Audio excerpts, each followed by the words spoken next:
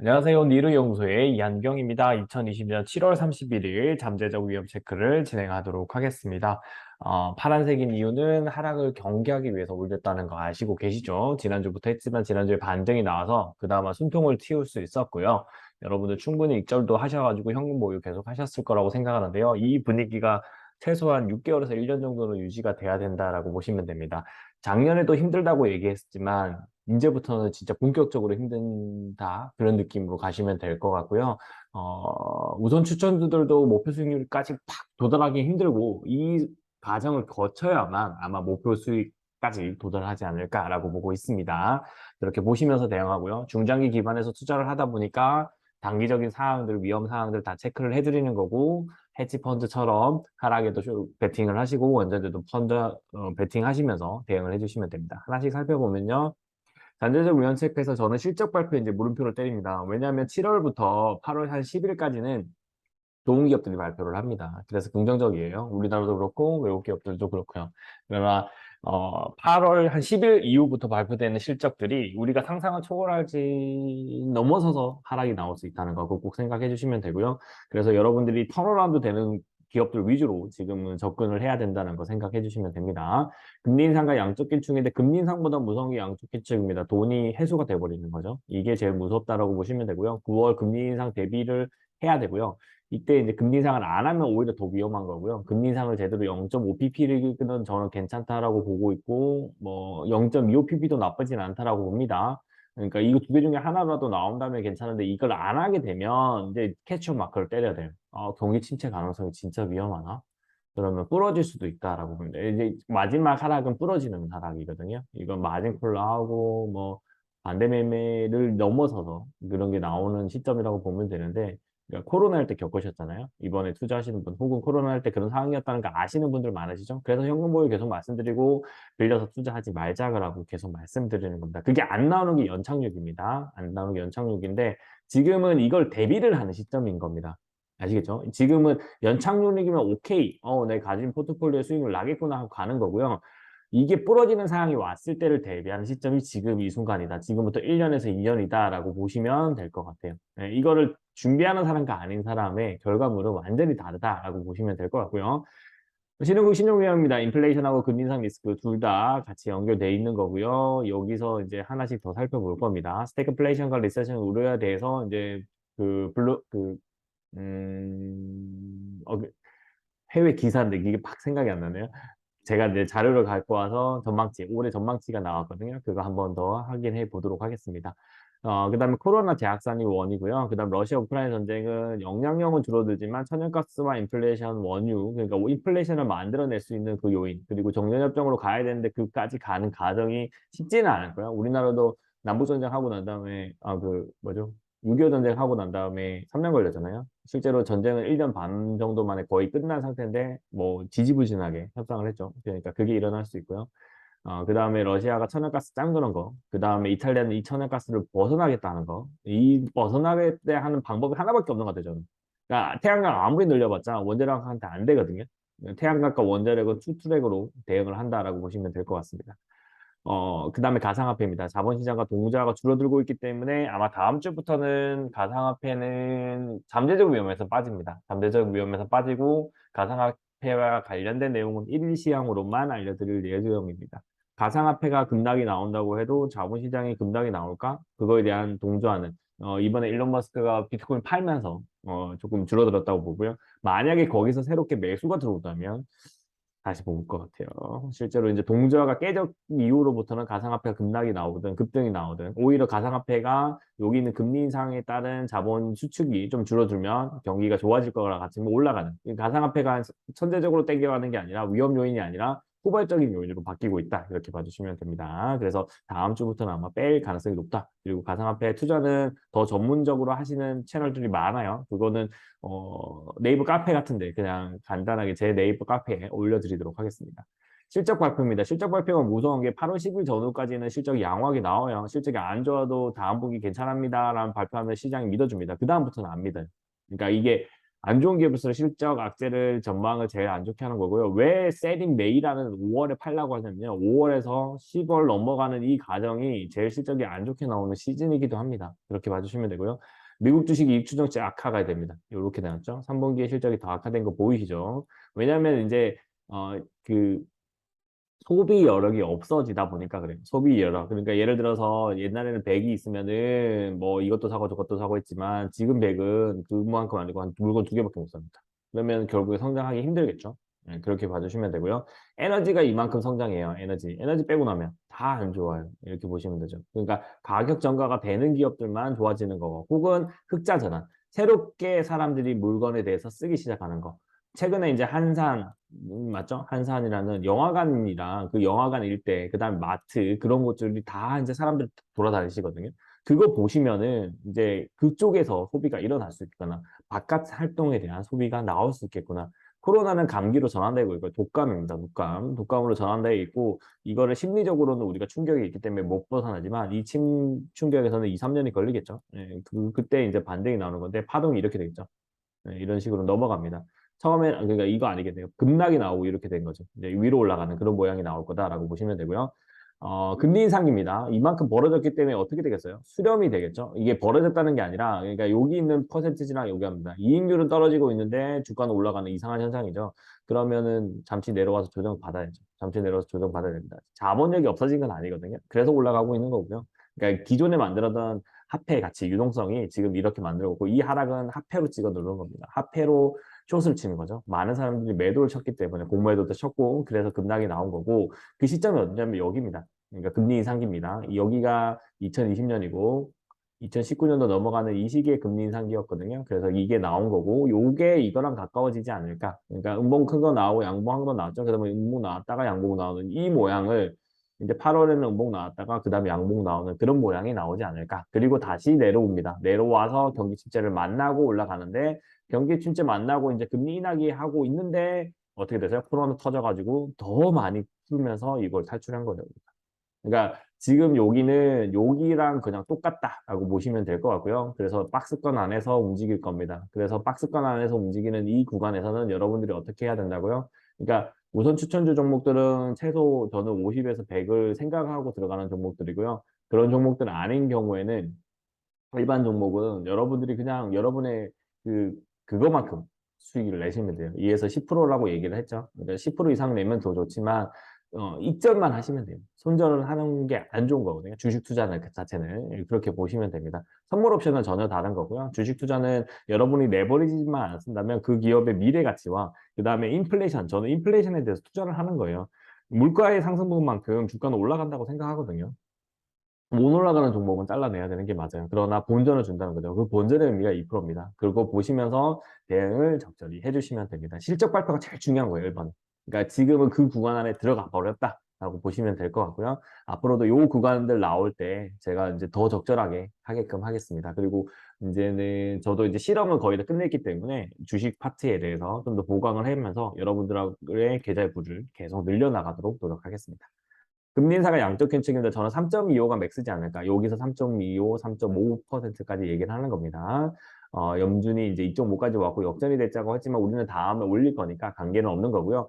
제가 봤을 때 0.25pp만 올리는 거 보고 다음에 0.5일 때 또 0.25pp 하면서 천천히 따라가도 됩니다. 우리나라는 부채 금리가 너무 빡시고 그게 힘들기 때문에. 그러나 그나마 올릴 수 있는 여러 개 나라가 우리나라밖에 없어요. 다른 나라는 그만큼 힘듭니다. 유럽도 0.5pp가 됐지만 이게 또 올라갈 수 있다는 거 생각하시면 되고요. 그때부터 이제 부러지기 시작할 거라고 보고 있습니다. 자, 여기 이 부분 이제 금리 인상인데 지금은 채권 자산에 대한 투자로 해서 저는 채권을 1년 뒤에 보고 투자한다. 그거 안 돼요. 저는 이제 상황에 맞춰서 하시면 되기 때문에 저는 이제 익절 조금 하셔도 될 것 같아요. 익절 조금 10년채 말씀합니다. 10년채는 충분히 익절하시면서 포트에서 제외하셔도 무방하지 않나. 다음에 3% 이상 넘는 거 또 볼 것 같거든요. 그러면 그때 한 번 더 대응을 해주시면 됩니다. 이거를 줄이진 않았어요. 양적 긴축을 줄이지 않았다는 게 메이터 3 매각의 큐티거든요. 양적 긴축인데 줄이지 않았다는 게 우리가 무서워해야 되는 시그널이다. 이렇게 봐주시면 될 것 같습니다. 하나씩 더 살펴보도록 할게요. 신흥국 신흥미입니다. 이거 확대를 했고요. 요거까지는 지난번입니다. 인도 같은 경우에 이제 뭐 완화해서 이제 그 루피아 가치를 높이는 정책, 중국도 똑같이 높이는 정책, 칠레도 합니다. 이제 대책이 나온다는 거예요. 이게 문제인 거예요. 지금은 대책을 낼 수 있는 나라들 대책을 내는데 여기 뭐예요? 여건 악화되면 한유럽 및 금융시장이 안정 효과가 돼야 돼요. 그러니까 대책을 냈는데 통하면 좋아요. 근데 안 통하면 X겠죠. 근데 중요한 거는 대책을 냈다고 해서 얘가 장기간으로 넘어가냐? 아니에요. 중기 정도까지 막을 수 있을 겁니다. 그러니까 올 연말 그거. 그러면 경기 침체가 오면 그때 다시 이걸 해야 되는데 할 수 있을까요? 그러면 부러지는 거죠. 그걸 생각하셔야 됩니다. 지금 시점은 연착륙을 바라면서 투자를 하면 안 되고요. 그러니까 저는 이번에 부러지지 않았으면 연착륙하고 터널함도 돈이 많으니까 가겠다라고 하는데 지금 심리가 붕괴된 상태에서는 부러지는 거를 먼저 염두에 두시면서 부채를 최대한 쓰지 않으시면서 대응을 하셔야 됩니다. 결국에는 부러지든 연착륙이 되든 그 시점 이후에 대응을 하셔도 늦지 않는다. 그렇게 봐주시면 됩니다. 지금부터 막 적극적으로 나 풀베팅 해야지 그것만 안 하시면 돼요. 풀베팅 하시는 분들도 익절을 통해 가지고 현금 보유 꼭 하시고 신용 비율을 줄여 놓으세요. 그냥 나중에 하실 시점 나옵니다. 뭐 코로나의 시점하고 2008년도 이후 시점 오거든요. 그렇게 보시면서 대응을 하셔도 무방하다라고 보시면 됩니다. 찐흥국 신흥의원입니다. CDS가 많이 떨어졌죠. 이제 터키만 보시면 되죠. 터키 일단. 터키는 다시 높아졌죠. 그러니까 완전하지 않다는 걸 여기 이 지표 자체가 다 보여주는 거예요.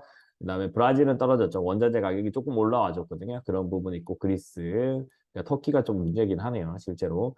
터키는 동일하게 해서 전체 대비 올랐다는 거. 불안하고 남아공, 콜롬비아 뭐 다른 나라들은 떨어졌기 때문에 크게 문제는 없는데 이 부분에 대해서는 고민을 해야 되는 거고요. 지금 신흥위원 자체는 다소 완화되었다.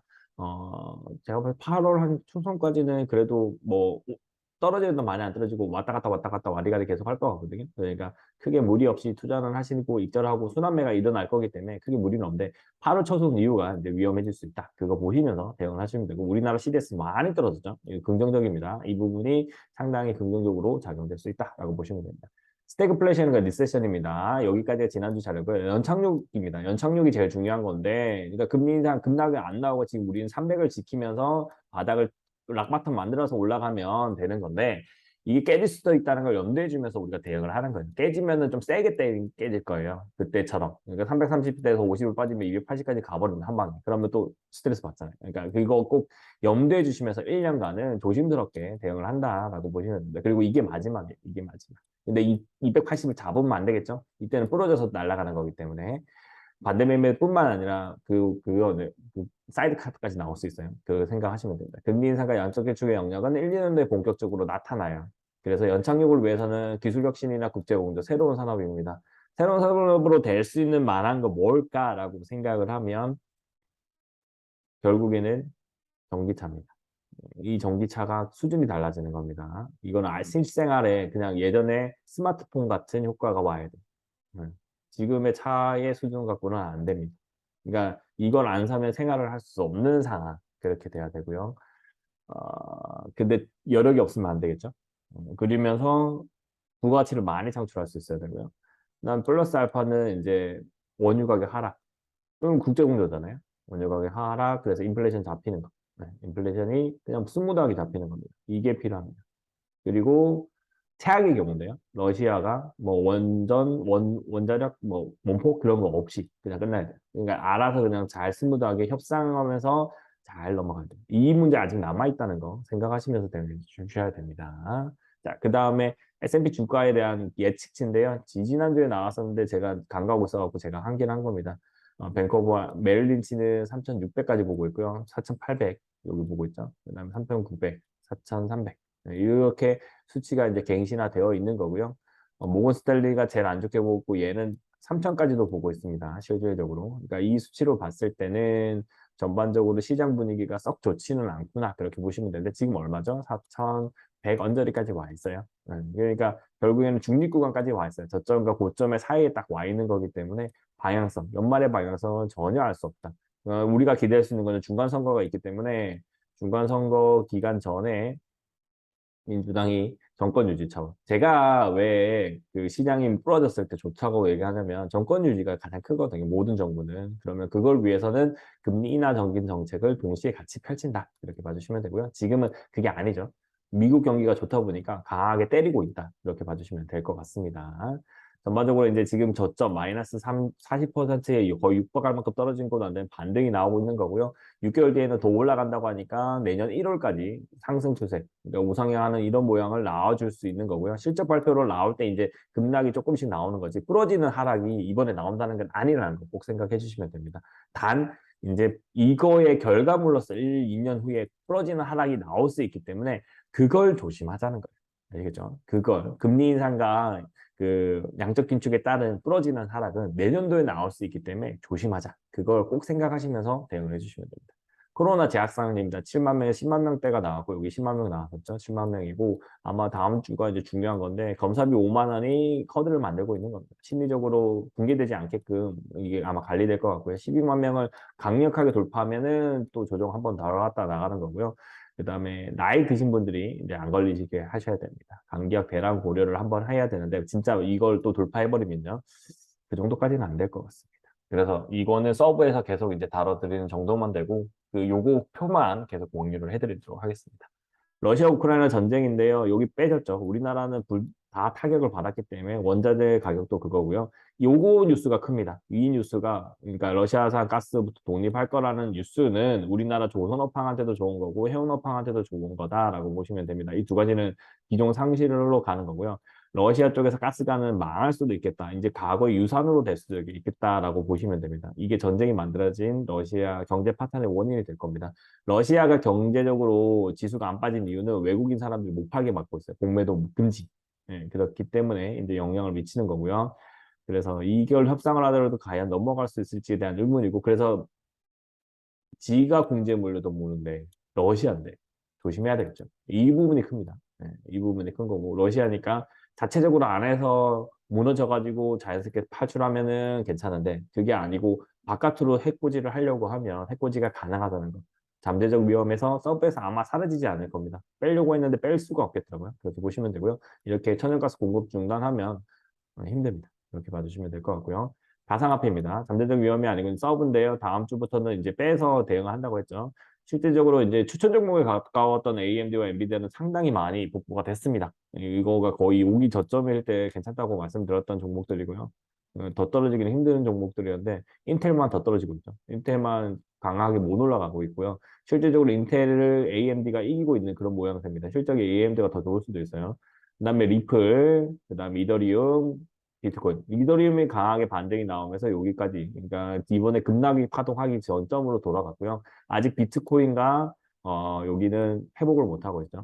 여기도 회복을 했네요. 회복을 했고 비트코인이 회복을 못 하는데 비트코인은 결국에는 테슬라 영향이 조금 있었구나 그렇게 보이는 것 같습니다. 실제로 회복한 다음에 여기까지는 와야죠. 여기까지는 와야 되는데 큰 손들이 빠져나갔다는 흔적이 보이는 것 같습니다. 그 다음에 테라 이슈도 직격 맞으면서 나타난 거고요. 실질적으로 이번에 급락은 테라가 만들어냈습니다. 그거에 대한 해코지도 당한 것 같아요. 우리나라는 약간 그렇게 보이는 거고요.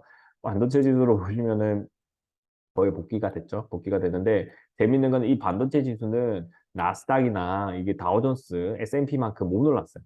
그러니까 반도체는 지금 춘추 전국입니다. 인텔은 빠지는데 얘네들은 오르는 거잖아요. 실적이 안 좋다 보니까. 그러니까 그게 같이 작용이 되고 있다라고 보시면 됩니다. 삼성전자랑 하이닉스도 동일합니다. SK 하이닉스고 삼성전자는 하반기에 기대할 만한 게 폴더블 폴입니다. 예, 기대하시면 되고요. SK 하이닉스와 삼성전자는 그 외로는 같이 갈 거기 때문에 조금 쏘쏘겠죠. 예, 그렇게 보시면 되고 우리나라 주가 방어는 지금 LG 엔솔로 하고 있어요.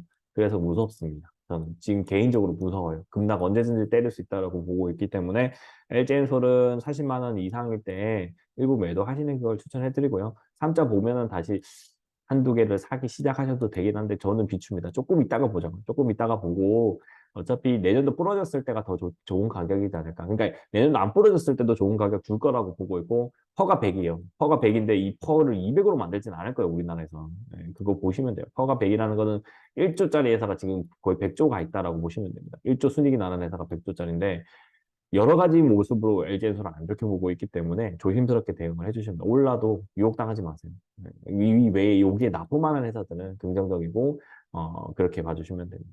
이거는 향후에 진짜 중장기로는 절대 안 볼 종목이다라고 보시면 돼요. 그래서 안 좋아하는 거예요. 중장기로 볼 종목을 좋아하죠. 네. 이렇게 봐주시면 되고요. 오늘 영상 여기까지 하고요. 본 영상이 좋았으면은 좋아요와 구독 부탁드리고요. 이제는 이 자료뿐만 아니라 제가 이제 그 오프라인 강의도 이제 준비를 하고 있어가지고 그 강의와 관련된 내용들도 정리해서 하나씩 온라인에서 만들어서 여러분들하고 좀 더 의견을 나누는. 그러니까 주식을 위해서 종목 추천 외에 나머지는 강의가 가능하다고 하더라고요. 그래서 그렇게 얘기를 할 겁니다. 그렇게 봐주시면 되고요. 종목 추천과 관련된 내용은 여러분들이 유료 회원이 되셔야만 정리가 된다라고 보시면 되고 아니면 뭐 홈페이지 오셔가지고 일시장 보시면 조금은 되겠지만 어느 순간 되면 우선 추천 일부 종목은 빠질 가능성이 높다. 이렇게 봐주시면 될 것 같습니다. 미래연구소의 이한경이었습니다. 감사합니다.